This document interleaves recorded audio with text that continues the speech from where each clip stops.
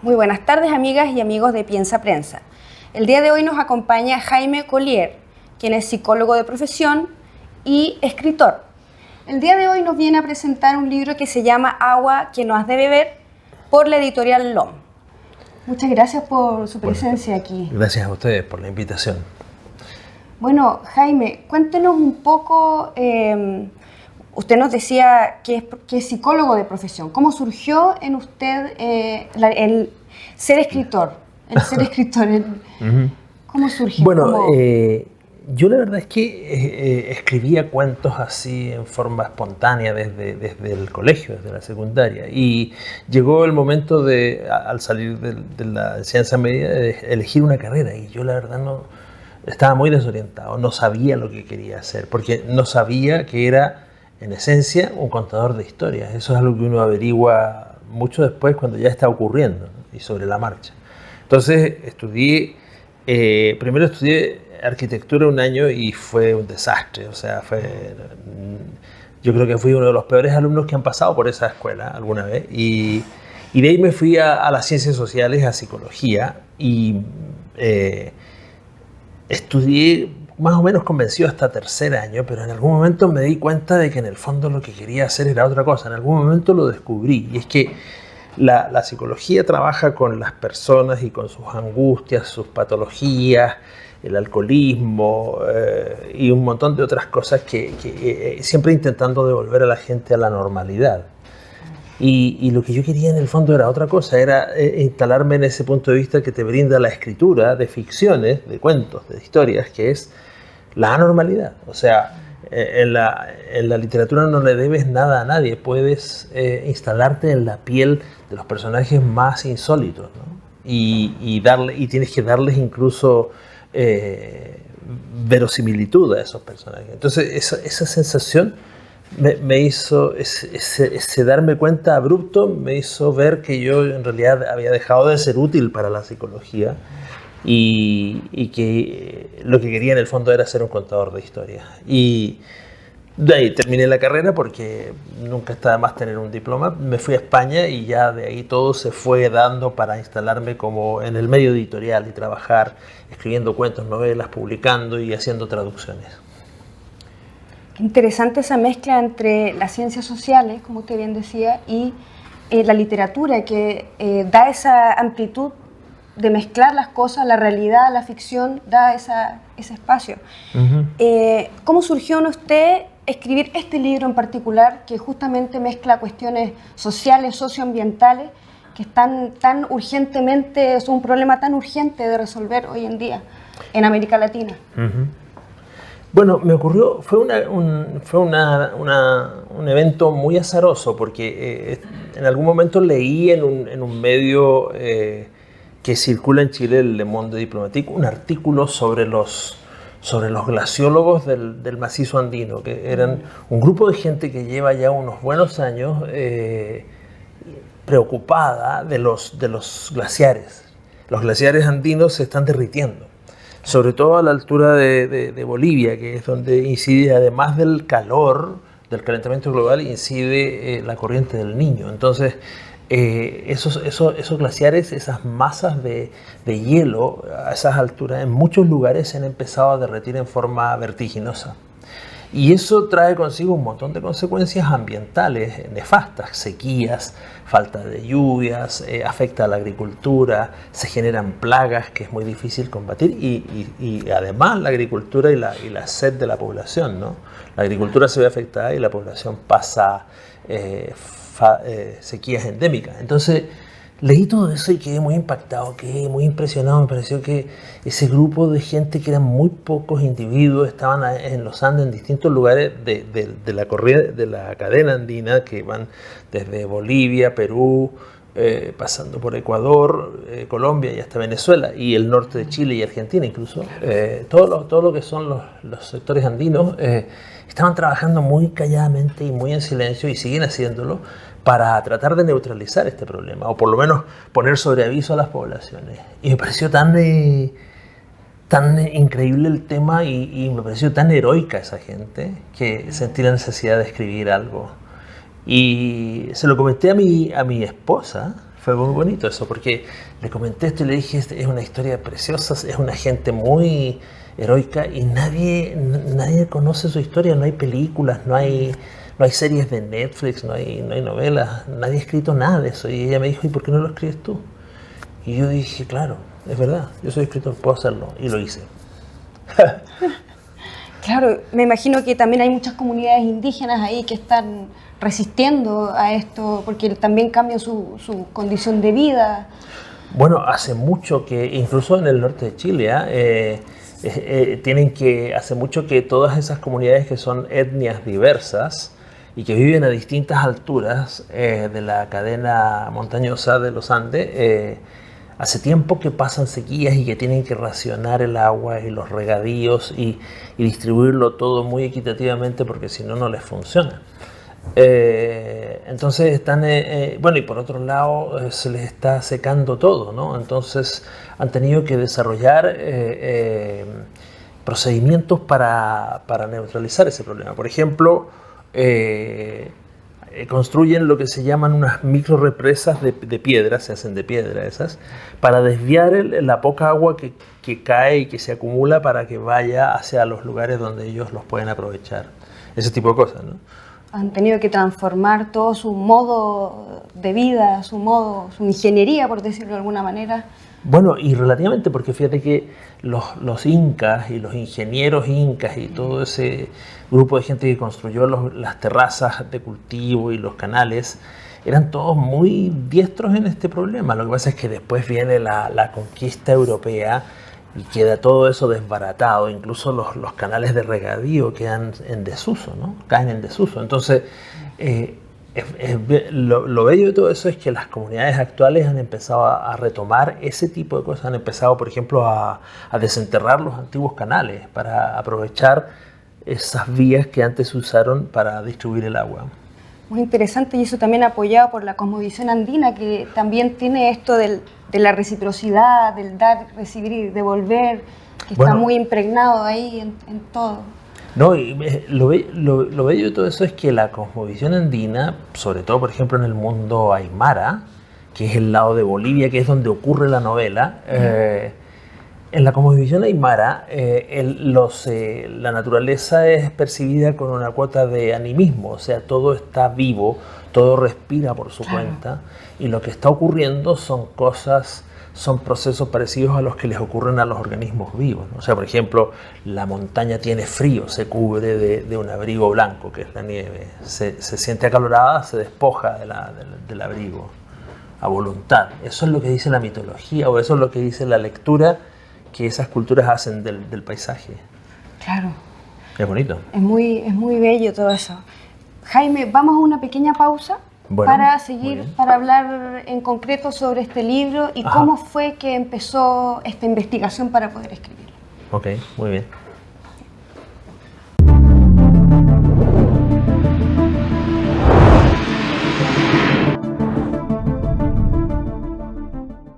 Retomamos nuestra entrevista con Jaime Collier, escritor que nos viene a presentar su novela Agua que no has de beber.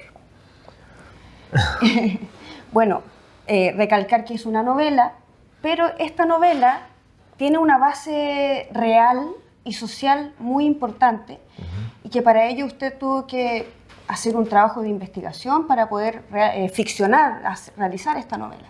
Si nos puede describir cómo fue ese trabajo. Bueno, lo primero, todo partió por un lugar del altiplano que se llama Chacaltaya, que es una montaña cercana a La Paz y que era un antiguo centro de esquí. Era como decir aquí Farellones, ¿no? Y ese lugar en el 2010 se derritió por completo, se fue la nieve, se acabó el centro de esquí, se acabó todo.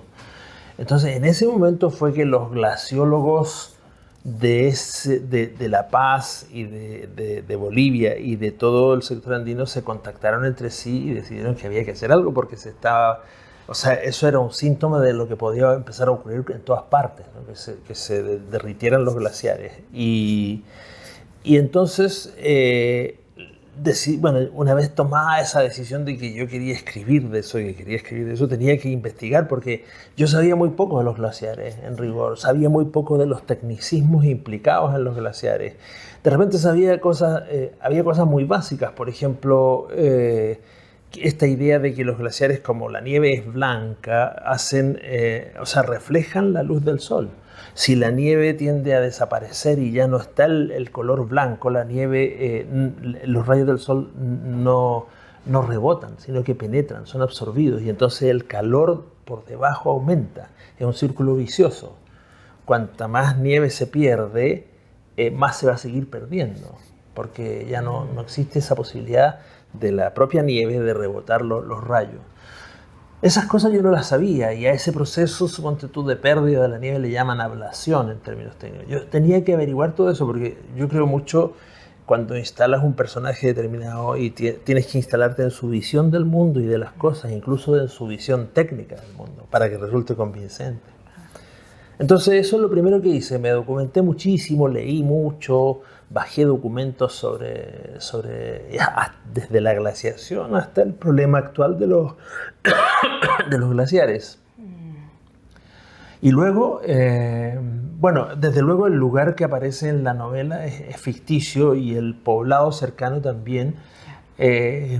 Había que escoger un tipo de glaciar, porque hay muchas clases de glaciares, los campos de hielo, los glaciares más típicos que están en medio de una quebrada, pero hay uno que se llaman los apron de hielo, que es como un delantal de hielo que recubre un volcán. Yo decidí que ese era como ese era el que me gustaba a mí. ¿Por qué? No tengo claro. Y entonces, una vez hecho todo eso, yo había estado hace años, pero muchos años, a fines del siglo pasado, en Bolivia, en La Paz. Y de repente, cuando ya tenía todo escrito, me pregunté, ¿seguirá siendo la misma? Yo hablaba de una ciudad de La Paz que fue la que yo conocí en el año 77. Había pasado demasiado tiempo.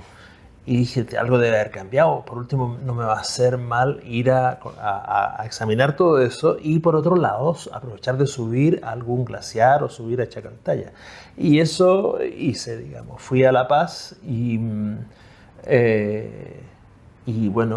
subimos con mi esposa, subimos a Chacaltaya, que es un lugar muy alto. ¿Cuántos metros? ¿Más de 4.000 metros de altura? Sí, son como 5.200.